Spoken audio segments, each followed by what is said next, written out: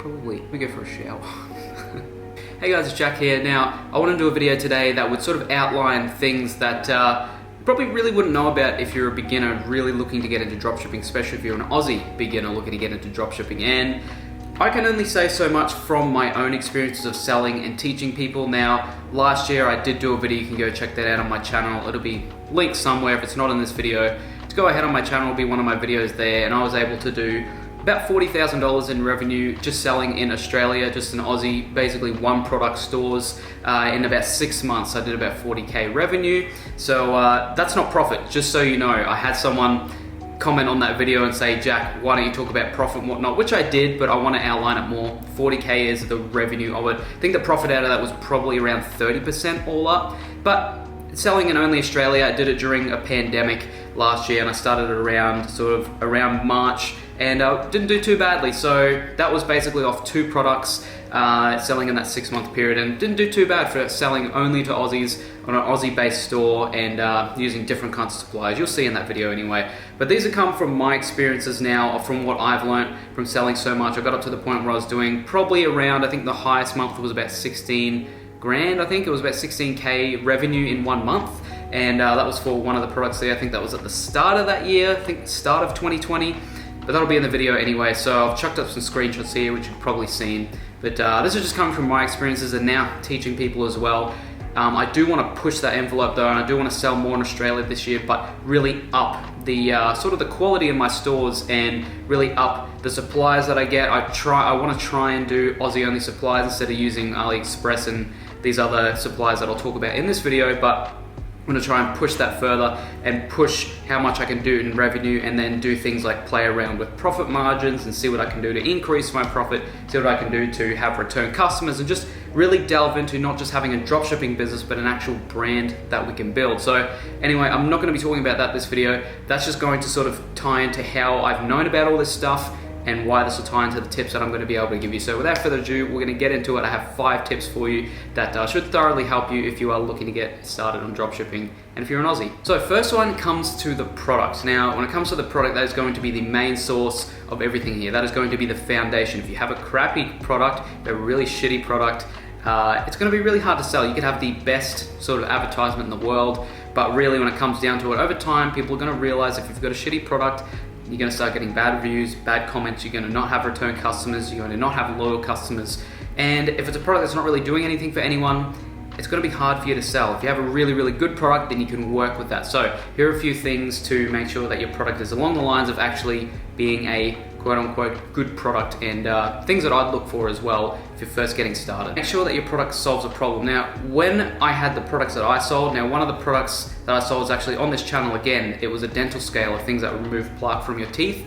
It was a product that I found online because I was sort of searching around for that kind of thing, sort of how I can improve my own dental health, and it was a product that I ended up buying, and I thought this would probably be a good product to dropship, and I'll see if I can source it, because it was a product that was solving one of my own problems. Now, I found that if I find products that solve my own problems, usually they're going to solve a large group of people's problems as well, because there's a lot of people that usually have the same problems as what you have. So if you have a product that helps solve a problem, a specific problem, maybe it's something you're passionate about, maybe it's something that you know of, in your knowledge, you have knowledge about. I guess it was something for me, it wasn't so much passionate about, but I sort of knew worked, and I knew that it was going to help people because it was something that helped me. So I ended up selling a dental scale, and that was my first sort of product that hit it big. And I do have a video on that where I show the product and the ad sets that I use on Facebook ads and whatnot, so you can go and check that out. But make sure first thing is you have a product that solves a problem. Second of all, you need to make sure that it's hard to find in store. So this dental scaler that I got, and the second product that went big as well, they were both hard to find in store. They weren't really things that you could find in like Coles or in just like a general store, like if you went to JB Hi-Fi, if you went to Big W, Cam, all the Aussie stores that you guys know of. They're going to be very, very hard to find in them, and they're usually only products that you find online. So if it's a product that people are going to get use out of, that helps people, and it's something you can only buy online, then that sort of forces them to start going online instead of, okay, if you buy something that someone can go to their local supermarket and buy, they're not going to want to buy it from an online store unless it's ridiculously cheap and that's the only reason they're buying it. People will pretty much just go to the most convenient thing. If they have shops that are 5 minutes down the road, they're not going to wait those couple of weeks for you to ship to them where they could just buy it 5 minutes down the road. Make sure that's hard to find. And last one, make sure that it's a good quality product. So, way to find if it's good quality, double check your suppliers that you're using, even order a sample. The main thing is to order a sample. Make sure that it's good quality. Make sure that you're going to get good use out of it as well. So I'm going to talk about a bit more about this in this video, where I would sort of steer away from AliExpress, because that's usually the most common place that people go when they start dropshipping. Is they go to AliExpress because it's convenient, it's easy to integrate into Shopify, and they've got a wide variety of products. But there's some downsides to that. One of them is shipping, another one is the quality of product. Some of them you can actually get really good quality products from.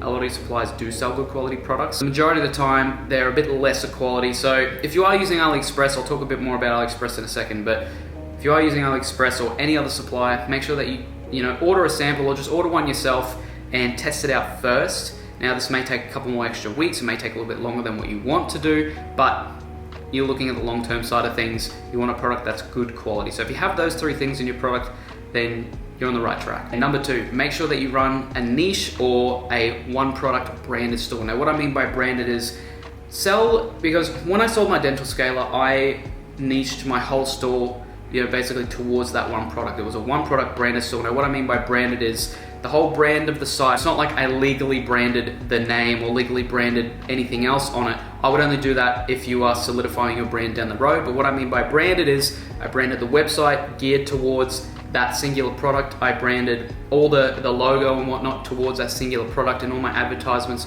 was towards that singular product. When someone went to my website, it was all surrounding that one product. So when Aussies came to that store, they thought, okay, this is like the store to get this product on. And you really need to do that. And if you're not doing a one product store, then you need to be doing at least a niche store. So eventually I ended up testing out different products, and it turned into like a small niche store where I didn't just sell the dental scaler, but I was testing out other things like water flosses, like those water jet flosses, and just a couple of other things, sort of like safe dental products as well. And I really wanted to niche that store around. So that's what I was testing those products on.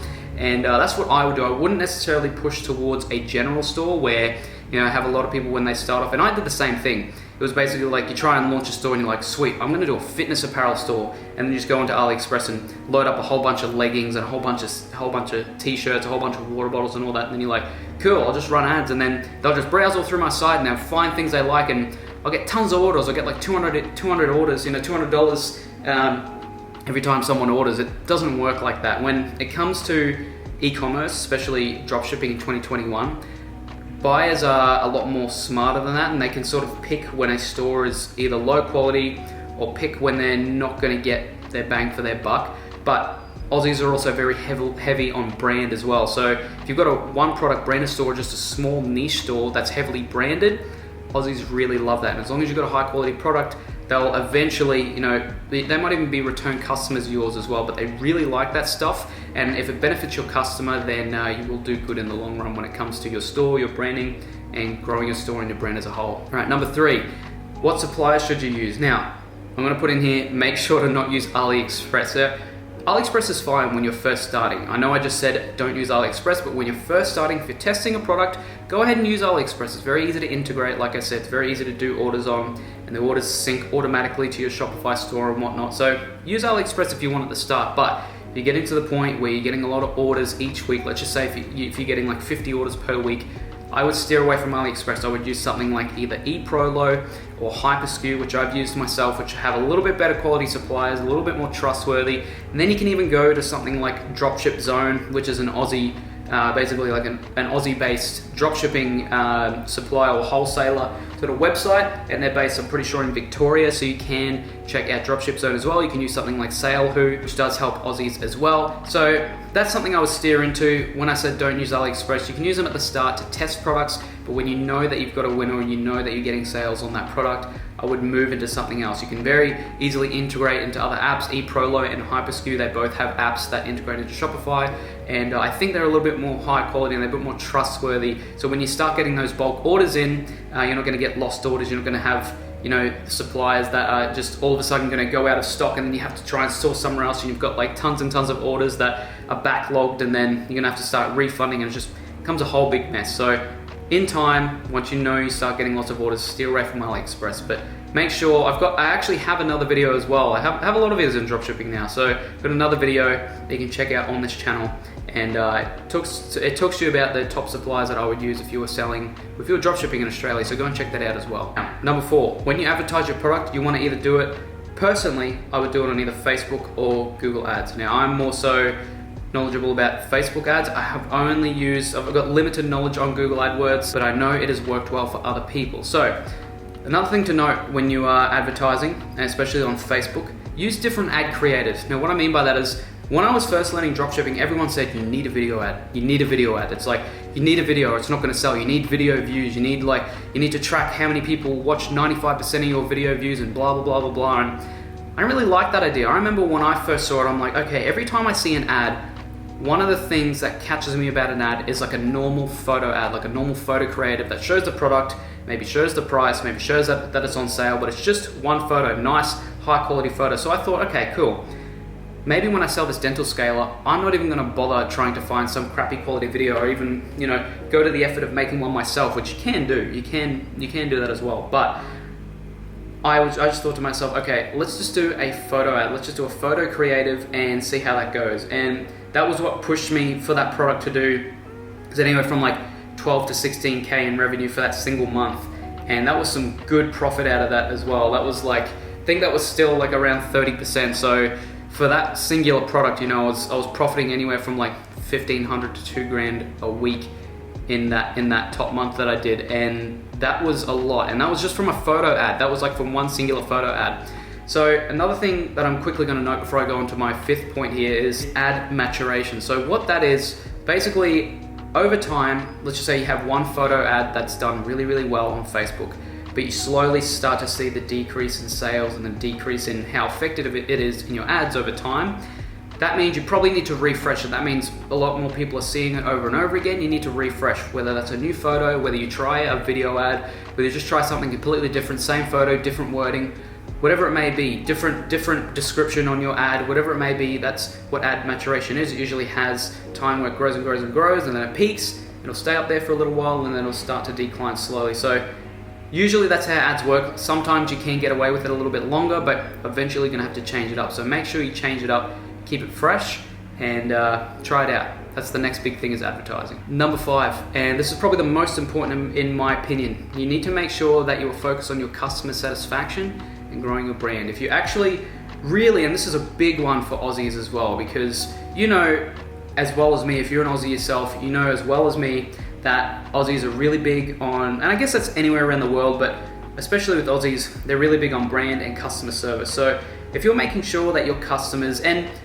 really people don't ask so much, they just ask for a good quality product, some good customer service if they have any issues, and a nice brand, something that they can trust. If you have a brand there that helping people, if you put customer satisfaction as your priority, and you're making sure that people are, if they want a refund, you get a refund. If they want a replacement, they get a replacement. Now, it's not a thing of customers always right, that kind of thing, because I've worked in retail before. I know how that works. But what I mean is, if you are taking care of your customers, listening to their feedback, not getting angry with them if there's something that they don't agree with, making sure that you are helping them to the best of your ability, and making sure that you're growing your brand alongside that, you're going to be strong. Like a lot of these dropshippers out there, especially in America, and there's even fewer of them in Australia, they just want to get out the hot trending product out there, and they want to show you, okay, cool, sell these for the next couple of weeks, and you'll make bank, you'll make tons of bucks. And it's all about like hopping on trends and how much you can sell in a short period of time. Now,